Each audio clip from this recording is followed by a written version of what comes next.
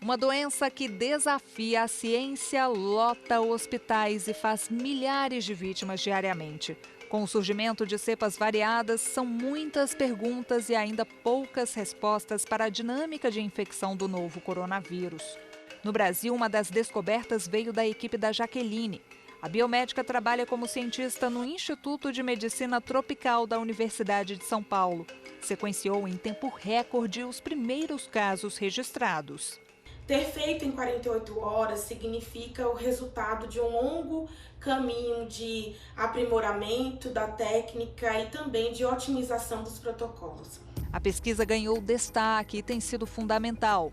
A gente tem trabalhado continuamente para tentar entender a disseminação do vírus no Brasil e, com isso, trazer informações que sejam relevantes para a área de saúde pública, para as medidas que possam prevenir ainda mais casos ou a disseminação do vírus.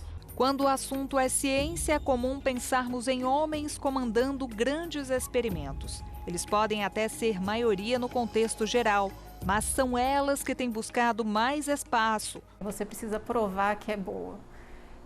Tem o desenvolvimento acadêmico, que sempre foi muito exigido, mas tem também um trabalho dentro de casa, uma postura diferente que eles acham que mulher precisa ter.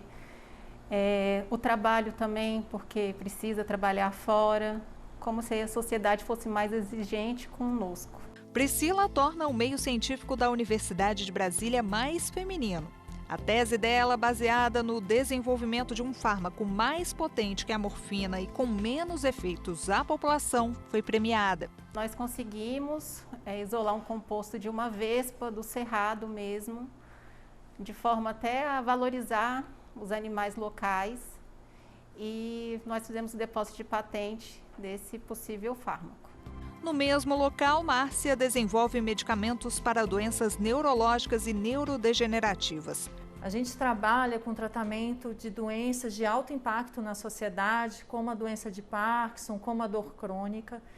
E esse desenvolvimento a gente realiza durante muitos anos em modelos animais e utiliza da biodiversidade brasileira como um protótipo para o desenvolvimento desses medicamentos.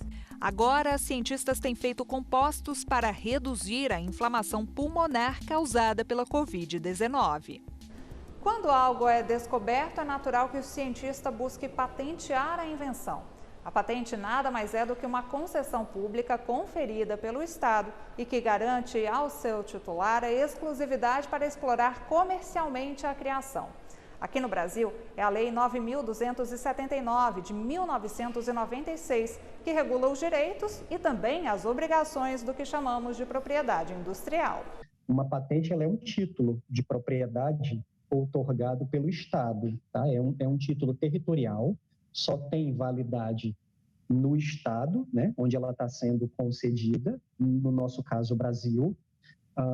Isso quer dizer que se eu tiver interesse em proteger uma invenção em diferentes países, eu vou ter que realizar depósitos em diferentes países, tá? E, além disso, a proteção ela é temporal. Impossível falar em patentes sem resgatar fatos históricos. No mundo, a primeira delas data de 1421. Foi na Itália, com um dispositivo para transportar mármore. Quase 400 anos mais tarde, em 1809, Dom João VI, ao chegar com a família real por aqui, publicou um alvará permitindo a concessão de patentes para o desenvolvimento de feitos no país. A ideia era estimular o crescimento industrial que praticamente não existia na época. Mas foi só em 1822 que houve a primeira concessão em solo brasileiro. Era de uma máquina de descascar café. São dois os tipos de patentes. A de invenção prevê requisitos como novidade, atividade inventiva e aplicação industrial. E quando concedida, tem duração máxima de 20 anos. A lei fala que as patentes não podem ser registradas se já estiverem compreendidas no estado da técnica. Então, o que é o estado da técnica? O inventor não pode ter revelado a sua invenção sem antes ter feito o pedido de patente, tá? Então, essa revelação ela não pode ser escrita, não pode ser oral, não pode ser dentro do Brasil e no exterior. Já as exigências para patentes de modelo de utilidade são novidade, ato inventivo e aplicação industrial. O tempo de concessão, neste caso, é de 15 anos. Segundo a legislação, um modelo de utilidade só pode ser concedido por um objeto que está associado a uma modificação estrutural em um objeto. Tá? No caso das patentes de invenção, essa limitação ela não existe, tanto que a gente pode ter patente concedida para objeto, para processo, para composições ou compostos químicos, para composições alimentícias, para um uso. Essas categorias não estão contempladas no caso de modelos de utilidade. Ana Angélica já patenteou alguns inventos. A professora e pesquisadora trabalha com bolsistas no desenvolvimento de produtos em várias áreas de conhecimento para que pessoas com baixa renda possam ter acesso. Nós temos depositado algumas patentes junto ao INPI, a Agência de Inovação IFMA. Ela recebe o nosso relatório descritivo, os documentos necessários, avalia, faz as correções devidas e nós fazemos os depósitos, para que o INPI possa fazer também uma releitura e assim nós conseguimos ter autorização para compartilhar esse material com algumas empresas para que em breve nós possamos ter recursos para que outras pessoas possam ter acesso aos nossos produtos. Dados da Organização Mundial de Propriedade Intelectual apontam que, na América Latina e no Caribe, 33% dos pedidos de patente foram feitos por mulheres. Se você acha o percentual pequeno, saiba que, no âmbito global, o número é ainda menor. Menos de 1/5 dos pedidos de patente tem pelo menos uma mulher como autora, como inventora. O que isso significa? Significa que mais de 80% dos pedidos de patente hoje tem apenas homens como inventores. Então, ainda é um percentual muito baixo, né? Mas se compararmos com os dados de 20 anos atrás, esse número já dobrou, esse percentual já dobrou. Então, isso é uma boa notícia. Apesar de o Brasil ser um país de inventores com capacidades excepcionais, a tão sonhada paridade parece distante. Juliana é coordenadora da Gênero e Número, empresa que analisa dados e revela desigualdades para qualificar alguns debates. Com o projeto Open Box da Ciência, fez um levantamento de 250 cientistas e os obstáculos enfrentados até o reconhecimento. Para isso, a gente uniu a expertise de jornalismo de dados, nosso trabalho de pesquisa, métodos digitais e, claro, olhar para o campo. A gente vinha há alguns anos já, antes do Open Box, pelo menos há 2 anos, trabalhando com questões de representatividade de gênero e raça na ciência. A gente havia produzido alguns especiais, algumas coberturas especiais que revelavam o que a gente costuma chamar de labirinto de cristal, que são esses desafios invisíveis à sociedade, dos obstáculos que as mulheres enfrentam para ascender na trajetória como pesquisadoras, como cientistas. Um dos principais desafios tem nome: a maternidade. Tem mulheres que dizem, não, para mim é tão importante a pesquisa que eu não vou ter filhos, que eu acho uma pena, porque eu acho que a experiência da maternidade é espetacular. Eu sempre digo que a minha melhor experiência de DNA recombinante foram meus filhos, né? Então, tem um período difícil, né? Mas depois você consegue dar conta. Maiana é uma das mais renomadas cientistas do Brasil. A geneticista coordena o Centro de Pesquisa sobre o Genoma Humano e Células-Tronco. O que nos move são as perguntas. A gente quer entender, os fenômenos biológicos e quem trabalha na área de saúde como eu, a gente quer, obviamente, tratar as doenças, né? E é uma coisa que te corrói por dentro, né? Você não consegue parar nunca, enquanto você não resolve um problema, aquilo te incomoda e não tem terminar às 5 horas da tarde ou fim de semana, é o tempo todo, né? E a vantagem é que toda vez que você responde uma questão, abre-se um leque de novas questões, né? E aí é isso que nos move, essa que é a mola propulsora, né? Os genomas de quase 1.200 idosos saudáveis já foram sequenciados. Graças a esse trabalho, temos o maior banco de idosos da América Latina e a identificação de 2 milhões de variantes genéticas que não estavam descritas nos bancos internacionais. Já as pesquisas com células-tronco têm permitido aos cientistas entender os mecanismos que protegem as pessoas do envelhecimento. E aí, quando veio a pandemia, nós descobrimos também vários centenários que tiveram formas muito leves de Covid-19 ou foram expostos e não tiveram nada, né? E as pessoas dizem, como é que você explica que um centenário pode resistir à Covid-19?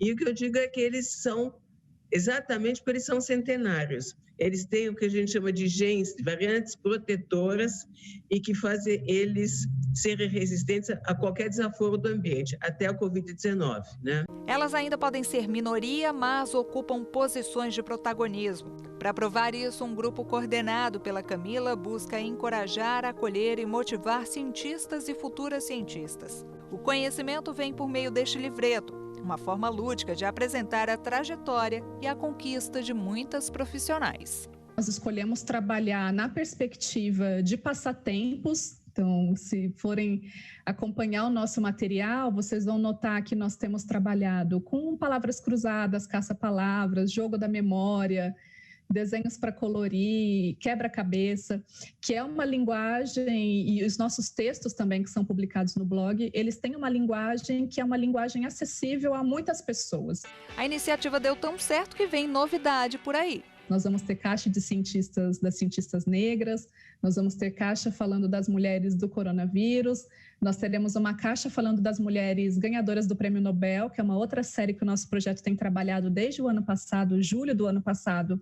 Nós começamos a fazer uma série que chama Mulheres do Nobel. Nós temos semanalmente produzido um texto sobre a ganhadora do Nobel em ordem cronológica, desde a primeira, nós vamos até a última ganhadora agora do ano de 2020, porque também não são muitas mulheres que ganharam o Prêmio Nobel. Então, a gente tem contado a história dessas mulheres semanalmente, uma mulher por semana, e lançado um quebra-cabeça dessas mulheres toda semana. A gente continua falando do trabalho das mulheres na ciência já. No próximo bloco, o repórter Leonardo Ferreira mostra as histórias de adolescentes que sonham ser cientistas. Não saia daí, o repórter Justiça volta em instantes.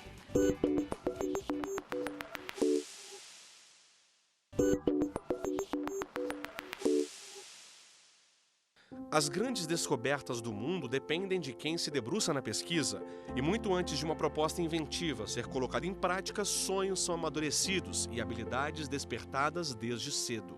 Eu sempre gostei de desmontar e montar as coisas de novo, e eu sempre gostei de tentar descobrir do que as coisas são feitas, quais são os materiais, e eu sempre consertei muitas coisas. Eu lembro de quando eu era pequena e as minhas amigas pediam: Letícia, conserta isso pra mim, e eu sempre era a pessoa que consertava tudo, e eu só fui perceber isso depois. Letícia estuda mecânica no Instituto Federal do Paraná. Escolher a profissão que queria seguir não foi fácil. No começo ela ficou insegura, porque sabia que seria uma das poucas mulheres em sala de aula e no mercado de trabalho.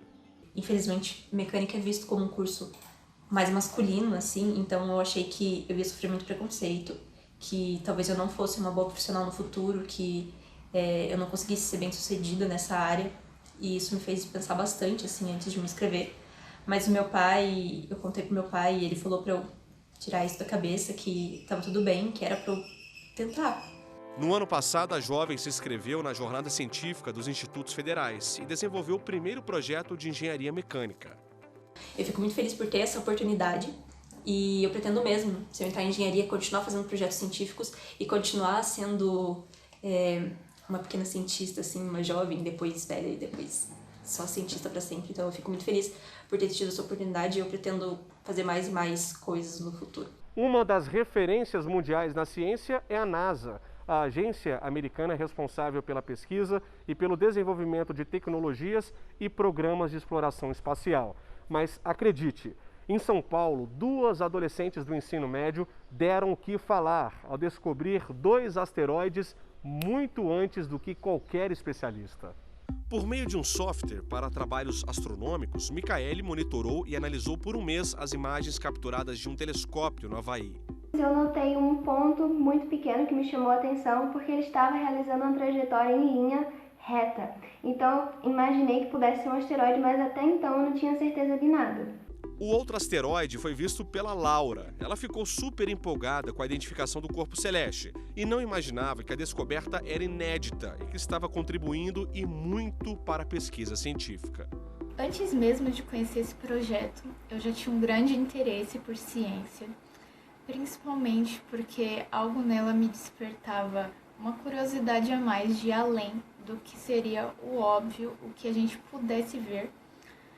E por causa disso, eu acabei também me interessando por astronomia, por admirar o céu e pensar, que poderia haver algo além disso, além do que a gente consegue ver a olho nu. Astrônomos vão catalogar o maior número possível de informações sobre estes asteroides, o que ainda pode levar alguns anos. No futuro, as jovens vão escolher o nome oficial de cada um. Laura quer homenagear a mãe Rosilene, que sempre a incentivou. Já Micaele sabe que a descoberta é apenas o começo da realização de um desejo antigo. Estou bastante animada com a descoberta e super ansiosa para o futuro, mas até o momento isso significa a realização de sonhos e o começo de muitos outros. E é isso que a democratização da ciência e da educação faz. Descobertas importantes podem vir até mesmo de quem a gente não espera e mudar vidas a ponto de deixar registros até no espaço. As meninas fazem parte do projeto Caça Asteroides, criado em 2020 para divulgar a astronomia entre adolescentes. O objetivo desse projeto Caça Asteroide, além de ajudar os cientistas profissionais, os astrônomos profissionais, a analisarem dados oficiais que eles dão pra gente, é também levar essa ciência para pessoas do ensino médio, para alunos que às vezes não têm incentivo, eles não sabem por onde começar, mas eles se interessam muito pelo assunto. Helena coordena o projeto, selecionou 5 estudantes e começou a fazer reuniões para ensinar o mundo da astronomia. Foi um mês de treinamento e onde eu mostrava para eles o que era um asteroide, onde eles se localizavam e também ensinava eles a mexerem no programa, no software que a gente ia usar para análise das imagens. As histórias de Helena, Laura e Micaele se encontram e trazem semelhanças. As 3 representam milhares de brasileiras com vocação para a ciência. O Brasil tem grandes cientistas. Nós estamos vendo atualmente a projeção dessas cientistas. Está havendo uma série de programas de incentivo e isso já está contribuindo para esse aumento das mulheres cientistas. Para aproximar mulheres apaixonadas por descobertas, a Sociedade Brasileira para o Progresso da Ciência lançou um prêmio dedicado às futuras pesquisadoras. E nós tivemos 284 inscrições das mais variadas áreas de conhecimento. Claro que esse interesse ele vem sendo cada vez mais despertado. Não era a regra geral, vamos dizer, há décadas atrás, mas eu diria que há uma evolução nessa década e esse é um exemplo que indica claramente esse interesse das meninas pela ciência. Foram centenas de inscrições de jovens de todo o país. A Raquel venceu na categoria graduação. Eu recebi esse prêmio tão importante pelo meu projeto de iniciação científica sobre a eficácia terapêutica de uma naftoquinona incorporada em micelas no tratamento da leishmaniose tegumentar em camundongos. O prêmio também mostrou que o conhecimento científico anda de mãos dadas com a sustentabilidade. Eu fui premiada com o projeto Casa de Farinha da Mandioca ao Bioplástico, onde o nosso foco, o nosso objetivo, é substituir os saquinhos, as sementeiras, usada nas estufas de nossa cidade, substituindo assim pelo nosso bioplástico. Iniciativas que servem de inspiração. Em São Paulo, as gêmeas Sofia e Samara desenvolveram uma alternativa natural para combater enfermidades a partir do soro do leite de vaca. Esse projeto ele trata um pouquinho sobre a crise dos antibióticos, que é um problema alarmante que consiste na presente ineficácia desses medicamentos diante de bactérias patogênicas intratáveis, né? E o nosso projeto, diante disso, ele propôs o desenvolvimento de um novo princípio ativo antibiótico, né? Feito a partir de uma proteína extraída de um alimento denominado kefir, né? Com o objetivo de colaborar, né, para o tratamento dessas infecções causadas por essas bactérias resistentes. O projeto, apresentado na Feira Brasileira de Ciências e Engenharia, foi considerado o melhor de São Paulo. A ciência ela foi um grande canal, uma grande forma de nós criarmos a nossa autonomia, né?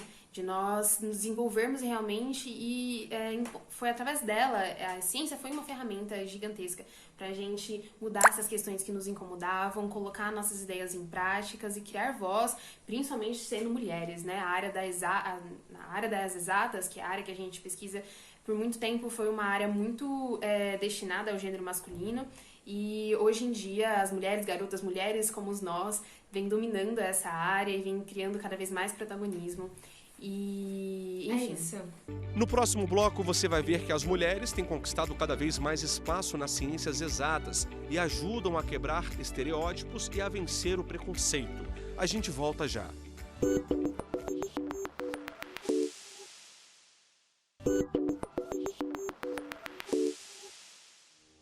Imagine um micro-ondas que, ao invés de esquentar, resfria alimentos e bebidas em até 6 minutos. Ele existe e foi desenvolvido por 3 estudantes do Distrito Federal. Ele parte do princípio das pastilhas Pertier, que são pequenos módulos que possuem 2 faces, em que uma face é fria e a outra é quente. Então, a face que é fria nós deixamos em contato diretamente com a lata para que elas possam trocar calor.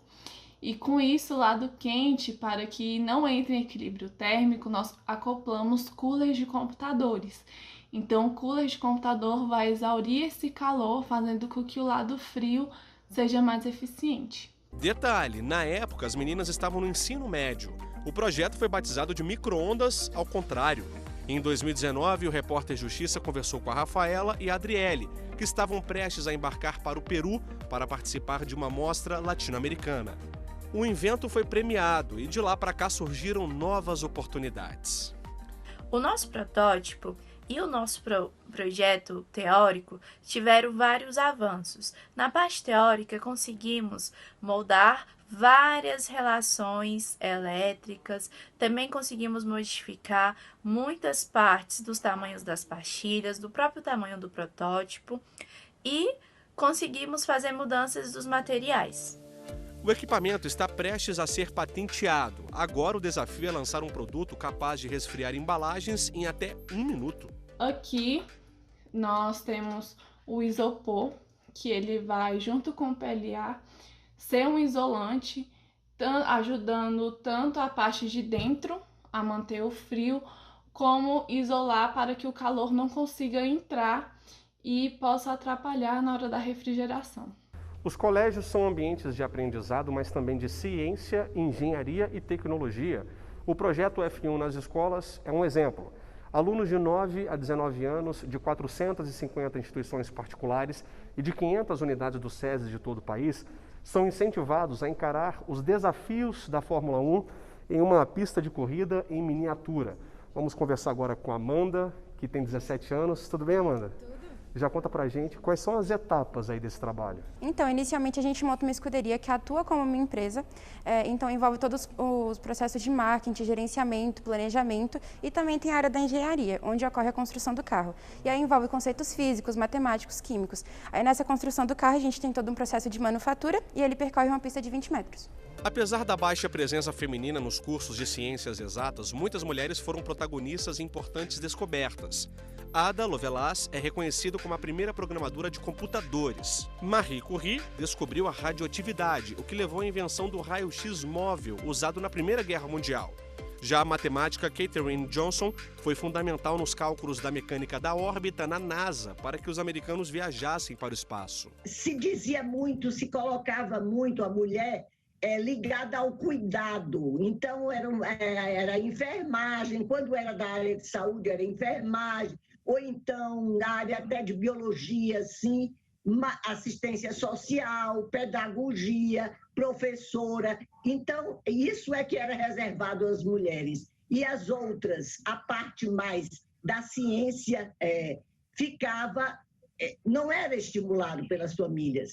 No entanto, isso também está mudando aos poucos a partir desse incentivo. Muita gente já ouviu que matemática é coisa de menino. Quem pensa assim está completamente equivocado. É preciso mudar o comportamento com atitudes simples. Dar jogos, inclusive para as meninas, jogos que despertem a questão da ciência. Além disso, estimular uma questão que eu acho muito importante, que é a curiosidade.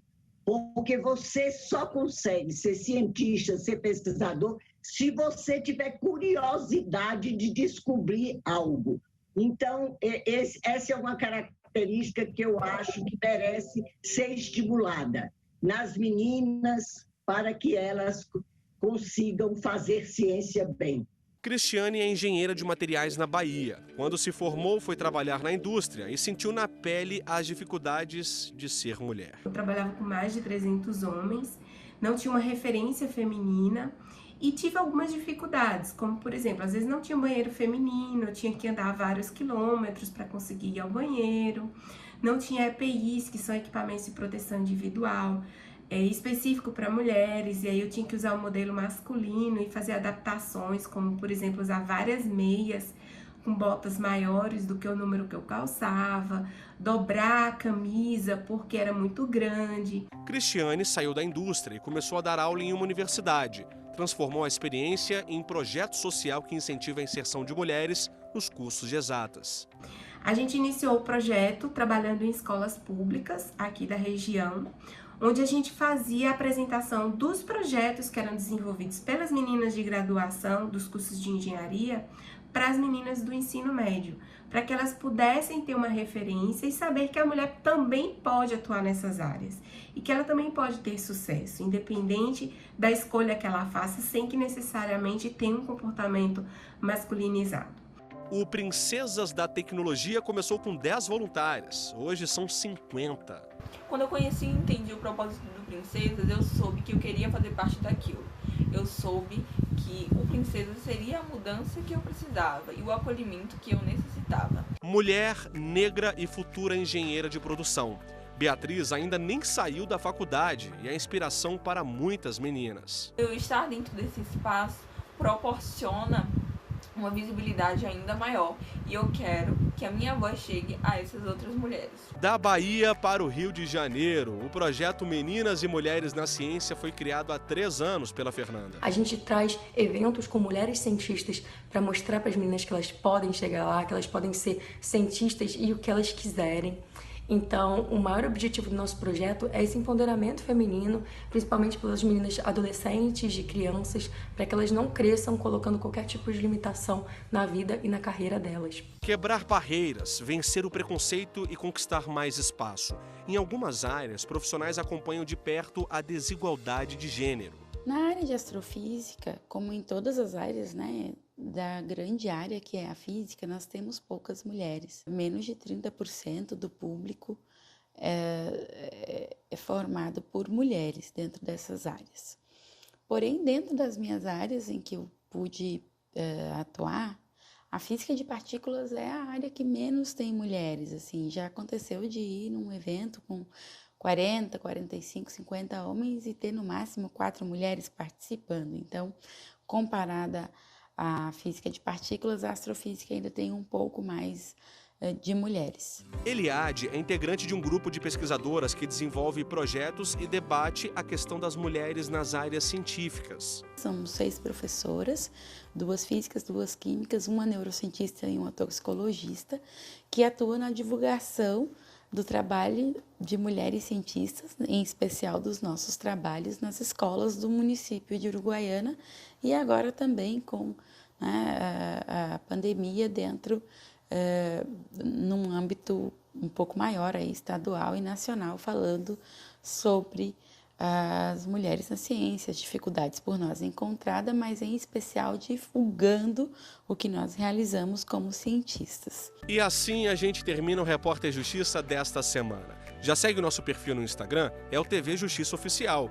No YouTube, o canal é o mesmo. Se quiser entrar em contato com nossa produção, o e-mail é o reporterjustiça@stf.jus.br. Até a próxima!